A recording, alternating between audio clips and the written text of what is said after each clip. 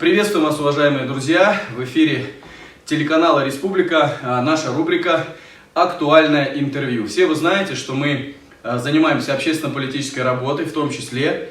И на нашем канале, помимо развлекательного контента, часто присутствуют сюжеты, очерки и материалы, посвященные определенным событиям. Вот сегодня у нас в гостях в эфире канала «Республика» наш заслуженный ветеран, наш человек, который всю свою жизнь отдал служению своей родине, Республике Тыва. У нас в гостях Данзенол Дадарол Севенович. Поэтому, пожалуйста, принимайте нашего почетного гостя. Дадарол Севенович, здравствуйте. Здравствуйте. Да, хочу представить также мою соведущую, это Елена Домбаевна. И мы сегодня буквально в таком экспресс-режиме пару вопросов вам зададим. Как ваши дела? Какими судьбами у нас в Кызыле?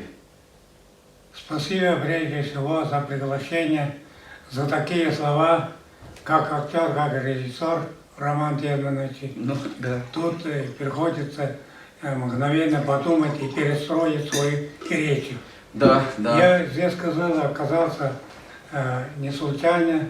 Приехал, мне сообщили, будет награда у вас, 75 лет Победы. Да. 70 лет Победы, это великая победа. Я до этого тоже 5 юбилейных медалей получал. Вот это я оцениваю, если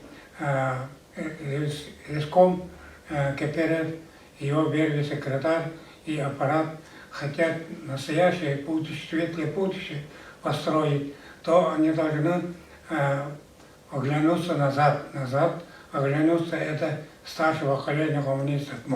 Поэтому наша работа надо знать и перенять во внимание. Дадарол Севенович, извините, я вас перебью. Уважаемые телезрители, значит, Дадарол Севенович, Центральный комитет КПРФ наградил медалью 75 лет Великой Победы. Вот Елена Домбаевна, будучи руководителем структурного подразделения, тоже отмечали мы это мероприятие. Ну и, соответственно, вот видите, мы сегодня у нас вручили эту медаль. Большое вам спасибо за ваш труд, за то, что вы есть. Действительно, старшее поколение для нас является образцом, для молодежи. Вы свою жизнь отдали служению родной республике. И наши ветераны — это самое золотое и ценное, что у нас имеется. Поэтому, Елена, можешь пару вопросов задать?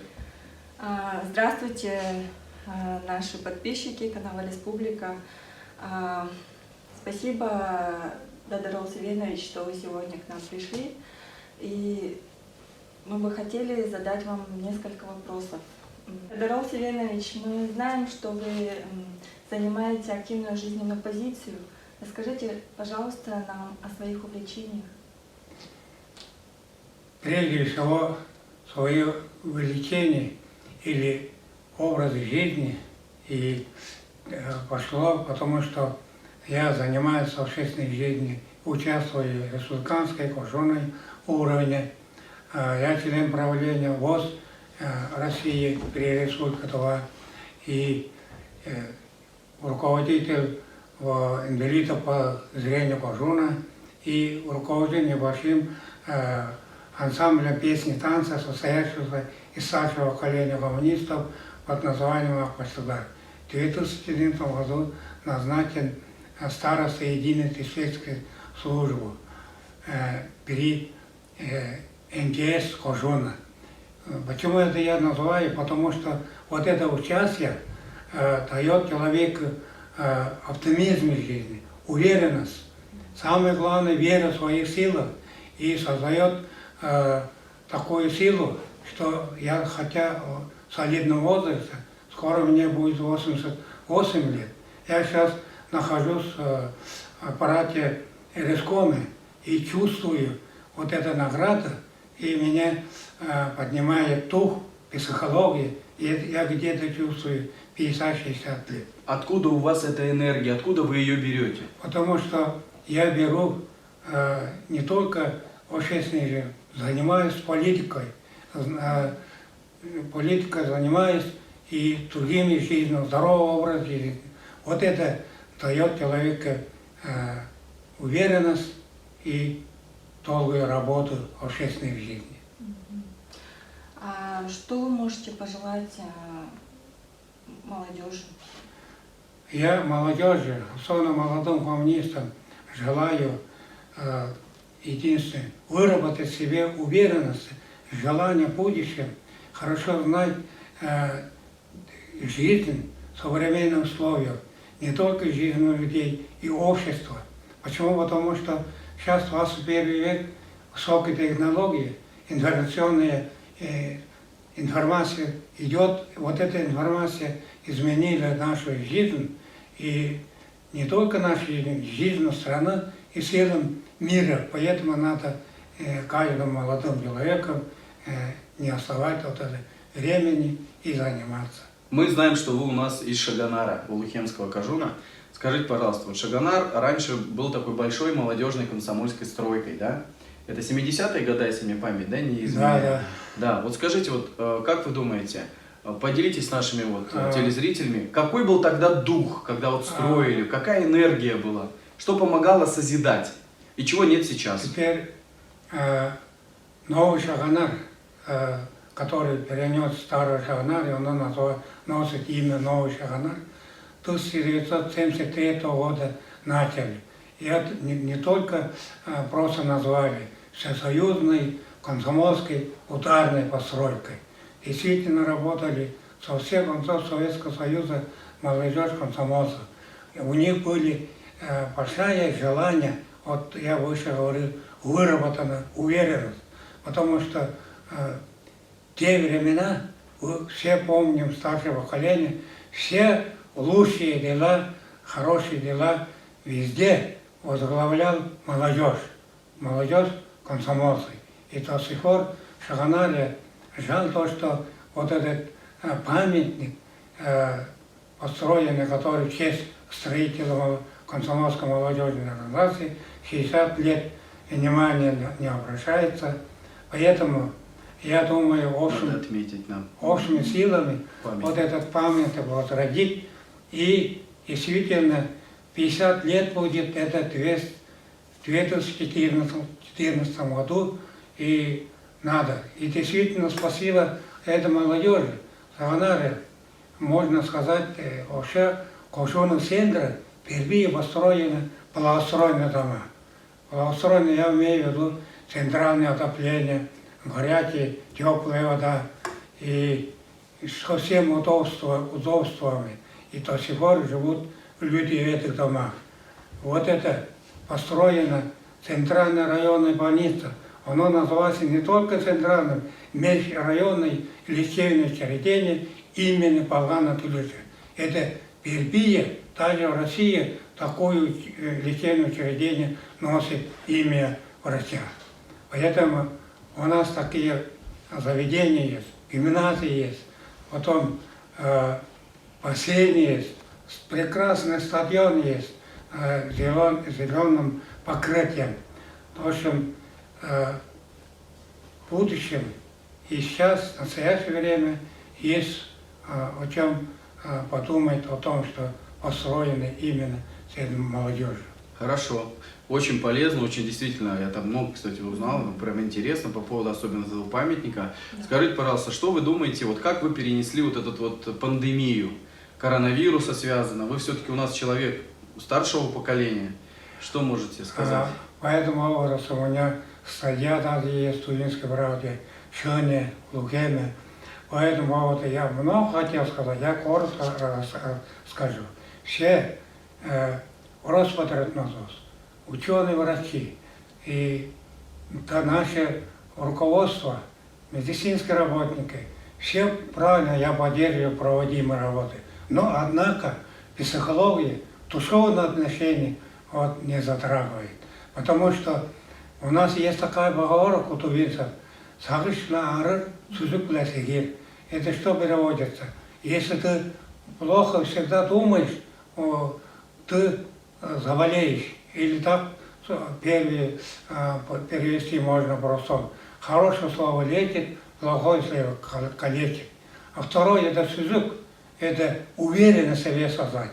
Вот это, если каждый себе создает в голове уверенности и психологию перестроит, а то некоторые думают, раз напал вот эта зараза, коронавирус всему миру и нашу страну, то может все будет плохо. Не так. Я вам переведу такой пример. Однажды пожилая бабушка на прием пришла к своему врачу. Врач говорит: ты что, бабушка, в таком плохом настроении? Бабушка, все будет хорошо, не унывайся. Но, однако, мы один день умрем. Через некоторое время бабушка очень переживала вот это слово «один день умрем». Сообщили ей, врач умерла. И она встала со скамейки и естественно заработала. Вот так она верила в слово. А надо было врачу сказать: Богом надо, нам дана одна жизнь, его надо прожить, нам самим надо работать. Все-таки медицина правильно говорят, здоровье твое в руках. Всегда надо думать о хорошем. Если тебе плохо сказали, ну тогда надо вывод делать. Наоборот, не надо унываться. Надо себе, как простому говорят, голову держи, выше плети, и тогда все будет. Очень интересно, добавим. Да, Есть да. вопрос какой-нибудь? Дарел Савельевич, вот можете рассказать о своей мечте, как вы видите нашу республику в будущем? Я в будущем свою республику вижу, что она действительно в своем развитии культуры, образования, наука превзошли другие страны. Вот сейчас я могу подтвердить, и вы сами знаете, наша культура, Хэмэй, Савыт, вот это феномен мировой культуры стал. Через Хэмэй, Савыт, Кагра знает наши, если раньше единицы знали, сейчас вся планета знает, спортсмены. Из нашего района учительница такая Диана Тактугу, дважды чемпион мира по боксу. Поэтому это уже доказывает о том, что действительно мы, малый кочевой народ, завоевали такую высоту. С железным характером. Да. Есть целеустремленность. Потому что так я как вижу, я скажу, наша республика, центр Азии находится, оно окружен снежными хребтами Саяна, Тануола хребты. Вот это хребты и вот это бурные реки нам дает, высокие горы нам дает оптимизм. Потому что, правда, вот это я говорил, горловое пение, откуда возник? Потому что оно пропитано горою Тувинца. Потому что у нас течет река Пурия, у нас высокие горы. Вот это они все, как бы напоминают, Сагат Хэмэй, и с младенца мать ребенка начинает воспитывать по этому феномену музыки, и поэтому они рождаются с такими талантами. Поэтому я говорю, феномен мировой культуры, вот это горловое пение. Уважаемый, значит, Севенович, вот у нас остался в эфире совсем немного времени. Давайте ключевой завершающий такой вопрос. Во-первых, спасибо, что приехали сегодня к нам. Мы надеемся, что телезрители наши понимают, что старшее поколение – это основа основ. Тува благодарна вам за то, что вы трудились долгое время и до сих пор продолжаете активно занимать такую активную позицию. Вот ваше вот такое вот слово, что вы можете пожелать жителям республики? Кратко, емко. Я молодым сказал. Теперь, как представитель старшего поколения, кому за 80 лет, пожалуйста, не сидите дома. По позволению здоровья участвуйте в общественной жизни. Республики своего граждана, своего микрорайона, своего коллектива. И это вам даст оптимизм и смелость, и будете смотреть вперед. Ну, уважаемые телезрители, спасибо вам, Дарел Савельевич, что сегодня были гостем нашей студии. Елена Мангуш, Роман Тамоев. Уважаемые друзья, не болейте, занимайте активную гражданскую позицию, берегите себя, здоровья вашим близким. Всего доброго. Спасибо.